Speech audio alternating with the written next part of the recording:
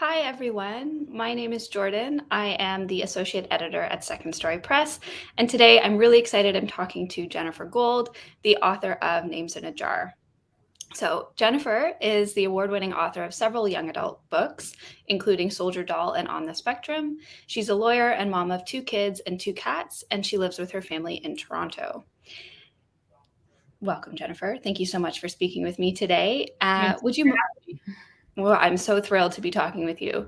Would you mind giving a bit of an introduction to the book Names in a Jar? Of course.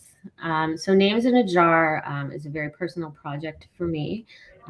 It's a Holocaust novel, and growing up, I went to school with many grandchildren of Holocaust survivors, and would spend time with their grandparents in their homes and listening to their stories. And I tried to I'll draw on quite a bit of that in the book. The book is about two sisters, Anna and Lina, who become separated during the war. Anna goes off to live with a Christian family under a pseudonym in the countryside, and Lina spends time in a concentration camp, and it tells their story. So, to start, I'd be really interested in hearing a bit about what your writing process was like and whether you're the type of writer who likes to get it all down or to get it right in a first draft. Okay, so I write right through. So write with a W, and then right through to the end. I don't edit as I go. I find I like to get it all out first, and then I will go back and edit. I do use an outline, but I also outline as I go. So when I have an idea, I like to sketch out just the first chapter, and I will write that and see how it goes. And then from that point, I will kind of outline on a flexible basis throughout the process. But I'm definitely That's not a interesting. writer who goes and like changes every sentence as I write. I wait until the very end to do that. Right. Yeah, keep the momentum going kind of thing. Like, yes. It's interesting that you get that first chapter sort of more in depth than all the rest. Is that to set the tone? Yeah, like I feel it's hard to get a story going without an idea of what the characters look like in that first chapter. But it's funny. I don't really know what they're going to be like and look like until I actually start writing them, and then they kind of start jumping out of the page to me. And at that point, I'm able to start outlining and thinking further about where those characters are going to go and how the story is Very going to cool. unfold. Yeah, that's really interesting. So what then would you say is your favorite part of the writing process? You prefer the drafting and the outlining or the editing? I like the drafting better. I don't mind the editing, but getting the ideas down, like the creative part, is more fun for me than the editing part. Though there is a lot of value in going back and making sure you have beautiful sentences and that everything matches up. It is sort of nice to be sometimes the only person in the room. Absolutely. Yeah. Do you remember how you first got the idea for Names in a Jar? I do actually. It's an interesting story. I have a friend who grew up in Poland, and we were discussing World War II, and he mentioned Irina Sendler, and I had never really heard of Irina Sendler before. And I did some research, and I discovered that she was a Polish social worker who had saved so many hundreds of Jewish children by arranging for them to live with Christian families. And she had written down their real names and then the names that she gave them, and she put them in little jars in her garden and buried them so that after the war, they'd be able to identify those children and find their families for them and get them back to them. And I thought that was an absolutely amazing story. And I thought I had a little idea then, like, okay, this is something I want to keep in mind. And then I was at the Holocaust Museum in Washington, D.C. with my family, and there was there was an exhibit that mentioned her as well, and I found a book about her in the gift shop, and then I really kind of started thinking about how I wanted to write a story that incorporated Irina Sendler and what that would look like. Very cool. I want to show the cover of the book because it has the jar. And it's great such an story. evocative basis for a story. Sort of every layer of it. It's so that this woman really existed and that she really did this, and that the jars were so powerful. And a lot of people don't know about her in the same way that we know about like Oscar Schindler, for example. And she really was a hero in so many ways. And it's interesting to me as well, because I wanted to write a novel where all the heroes were women. They were all female protagonists. And so it fit nicely into that for me as well. Yeah, what a great premise. So sort of in that vein, you're talking about where the story came from. Who came first for you? Was it Anna or Lina? So this is going to sound funny. I first started, and my thoughts on Irina Sendler and my thoughts on writing a novel on two sisters were totally separate. I started thinking I would like to write a novel about two sisters when I took my kids a million years ago to see Frozen. I just really liked the concept of a movie or a narrative that focused on the love of like two sisters as opposed to romantic relationships and the bond between them. I thought that was just really great. And I wanted to write something like that. So I had an idea that I wanted to write about two sisters, and I knew that I wanted to incorporate the Irina Sendler theme. So I had an idea first of Anna, who would, be the little girl who is sent to the country to live with another family. And then I had to kind of construct Lina and what would she look like, and in terms of why are they so close, exceptionally close? Like, what's the family history? And then distinguishing between the two of them to make sure that each one, was their own individual and that they didn't blur together too much as characters. They are very, very distinct. Lina is sort of the motherly older sister, and she has a wild imagination and she loves storytelling. And then Anna is very curious. She doesn't shy away from anything gritty or graphic. She's, fascinated with, she wants to become a doctor, fascinated with bodies and blood. Like, none of it freaks her out the way that it does Lina. So they're so distinct from each other. I found that dynamic fascinating, how close they are. And similarly, they both go through such different experiences in the war, even though, they start in the same place. So, of course, they both face extreme challenges, but in their own way. And so what was it like writing both of those stories back to back? And did anything about writing Anna's experiences and Lina's experiences surprise you? So it was interesting because at first when I wrote them, even though I tried to make them really distinct and the stories were different and their character traits were different, when I was writing their voices, they initially sounded too much alike. So it was, even though you knew you were reading Anna's story or Lina's story, the voice wasn't as distinct as I'd liked it to be. So I had to go back and I wanted to really emphasize who was who and how I saw them. With that in mind, I went back and I made Anna I wanted her to be more of an extrovert and Lina more of an introvert.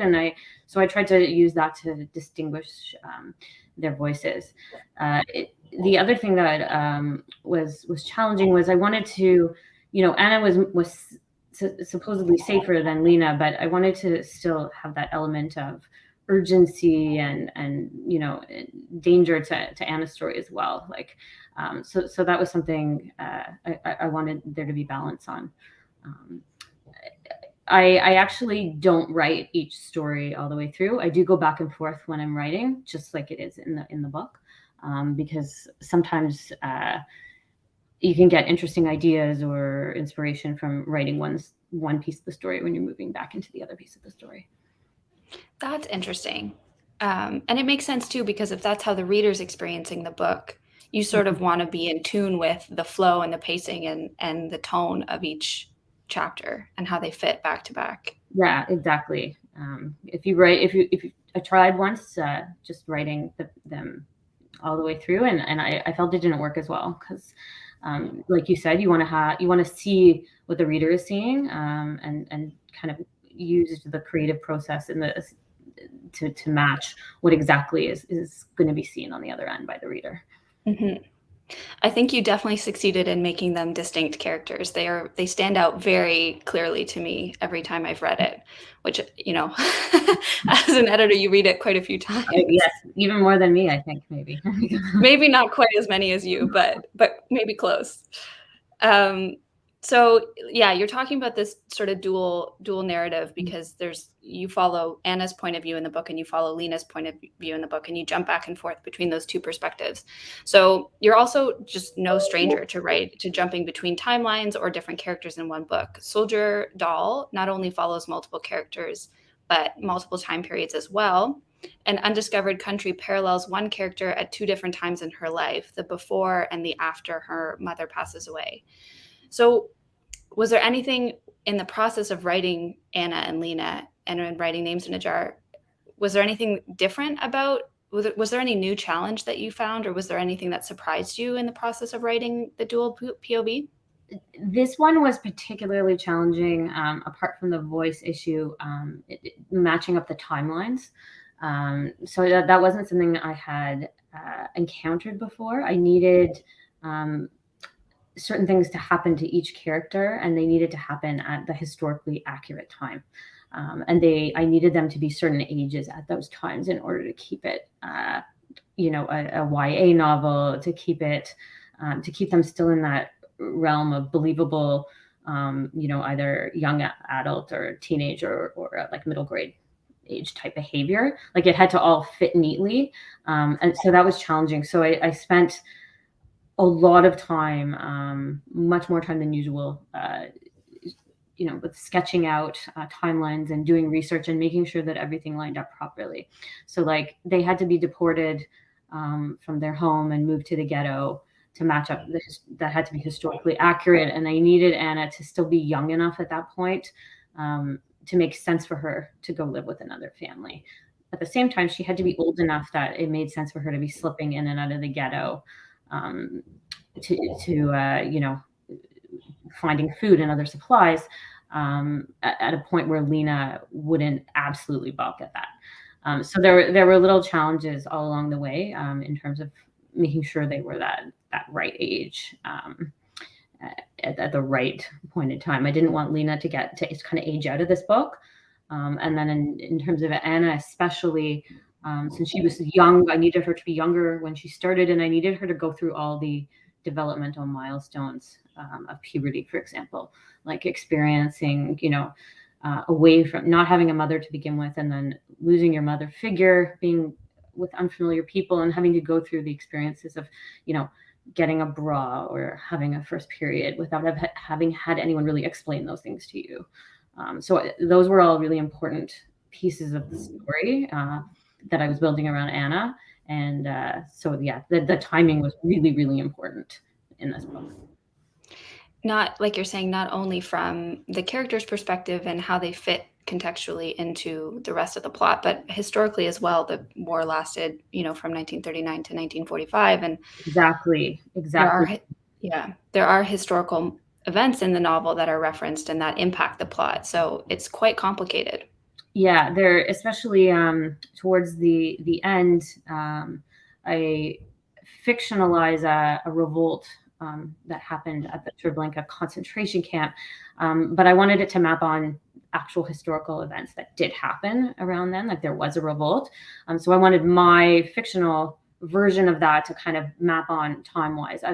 Otherwise, it wouldn't. I need my work to be historically accurate in every way. That's the lawyer in me coming out, I think. So I had to rewrite certain parts to make it work and all fit nicely. It took a lot more research and a lot more notes than I'm used to having around when I'm writing, because it was an effort and a challenge to make sure all that matched up. Absolutely. It's quite a feat. I mean, it's not a small book, but it's quite a 20,000 words. Was it 20,000? Yes. That is, wow. That is very impressive. Well done. But it doesn't, it's funny. It doesn't feel like a long read when you read it because there's so much packed in there, and it's such an engaging read. And I mean, there so much happens to both sisters. Yes. That it's quite a quick read. So, if there was one thing that you would like readers to know about Anna or Lina or Irina Sendler or the story in Names in a Jar more generally, what do you think it would be? That's a good question. I think, like I said at the beginning, I wanted to write a World War II Holocaust novel where the protagonists were all female, and that they were women or girls doing really brave things. Not because we have a lot of brave heroines, World War II Holocaust figures, but they're rarely in roles where they're doing, so-called dangerous things. Those stories are usually very male-oriented, like even in the young adult sphere. When my son was younger, we would read those books, and they were almost always boys' stories about slipping in and out of the ghetto, or in the resistance, or organizing revolts. But the stories of women being involved in these are they're even coming out more and more of them now. There was a recent book on how many women were involved in the resistance, for example. And then for older readers, books like The Nightingale, also about two sisters, and one of them was involved in the French resistance. So there's like a movement towards having women in these braver roles, which many of them did have, and their stories haven't really been told. And that was something that I really wanted to emphasize, and that they did these brave things in traditionally female roles too. Like, so Irina Sendler was a social worker, and she used that role to get the children out of the ghetto and into the country, and then to safely hide them. She used that role as a healthcare worker, making sure that if the kids needed vaccines or they needed treatment or whatever, to get them in and out. So it wasn't that she had to take on the role of being a soldier, for example. She used one of those traditionally female roles to do an incredibly brave thing, similar to Lina in the story. Like, she's working the laundry. She's a quieter sort of person, but from that role, she manages to organize an entire help organizing an entire plot to a revolt within the concentration camp. I was going to say, when you're talking about the bravery, and partially because Anna and Lina are so distinct from each other, they do act very differently, and they are brave in very different ways. And I don't want to give away any spoilers, so I'll keep this vague, but the way that Lina grows from the beginning, she's a much quieter person, like you're saying, and then near the end, I mean, the way that she acts bravely. I'm trying not to say anything that's going to spoil, but it's so in tune with her character, and it's so different from how Anna acts. That's quite brave. I mean, she's sneaking out of the ghetto and right at the beginning, which is incredibly terrifying and incredibly brave of her. But the way that Lina, her acts of bravery are very different and very distinct. And they're both very true to the characters. And I found that was one of the strongest emotional points for me reading the book that I connected to, was you could see women being brave in completely different ways and in completely different circumstances, and still stay true to who they are and never having to compromise that.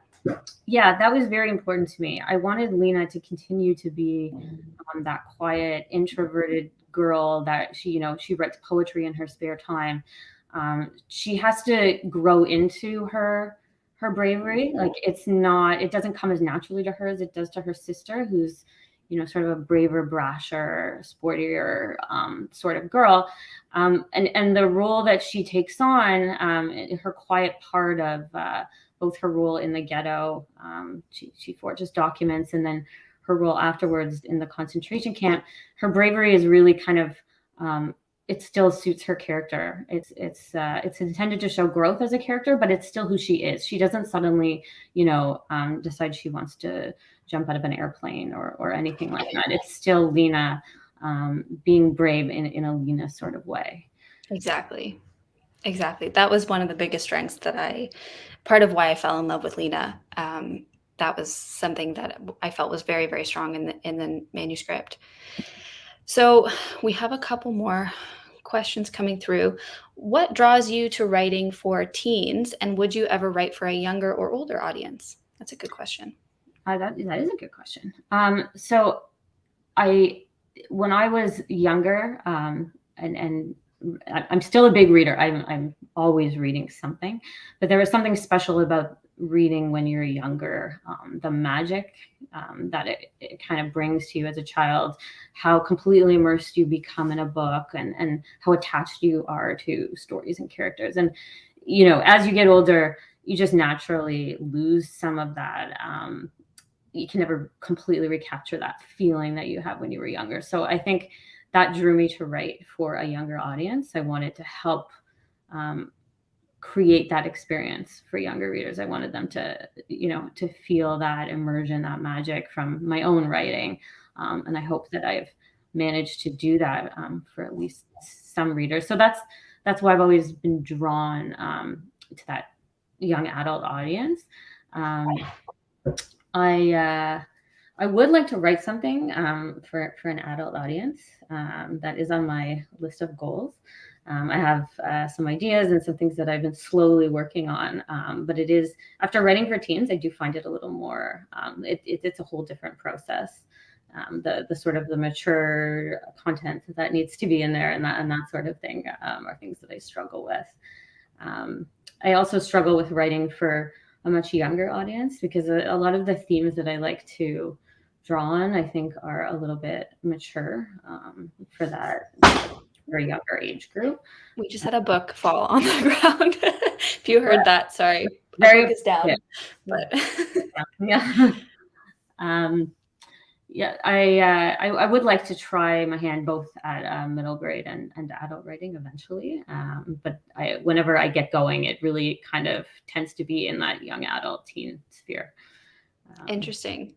They are age group genres. They're so different from each other. So that makes sense. They are, yeah. And yeah. What's really special, I think, about YA for me is how rooted they are in emotions and how characters are so emotionally rich and sort of navigating that sometimes well and sometimes not so well, which I think is really interesting. People can relate to that really easily. Yeah, like it is a time in their lives when like the teenagers as readers are struggling with the same things.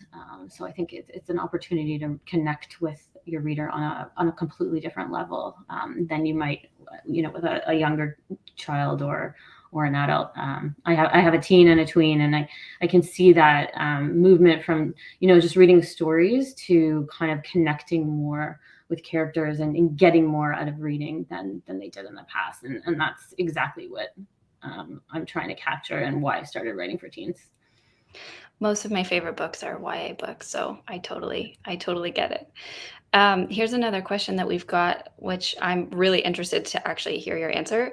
Do you get attached to your characters, and what is it like having to put a character you love in a difficult situation with possibly dire outcomes, which is extremely relevant to this book?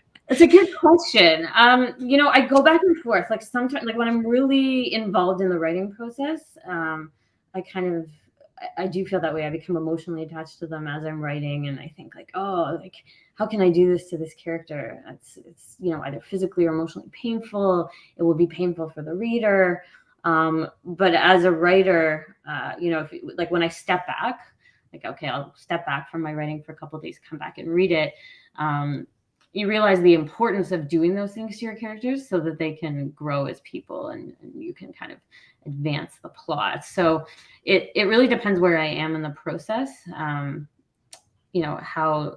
neutral I am able to be when I'm looking at my characters. Because as a writer, you have to do all kinds of terrible things to your little babies, to your little fictional babies. And when I'm deep in the writing process, it does feel how do you arrange this terrible thing to happen to this 13-year-old girl. It is, I think, one of the challenges of writing difficult material to, not just put your characters through that, but make sure that they come out of it in a way that makes sense, both internally to the story and to the end reader who's going to read that. So we're coming up to the end of our time. I've got just a couple more questions for you. Day of Dialogue is all about teachers and librarians finding books they love and can use to educate kids.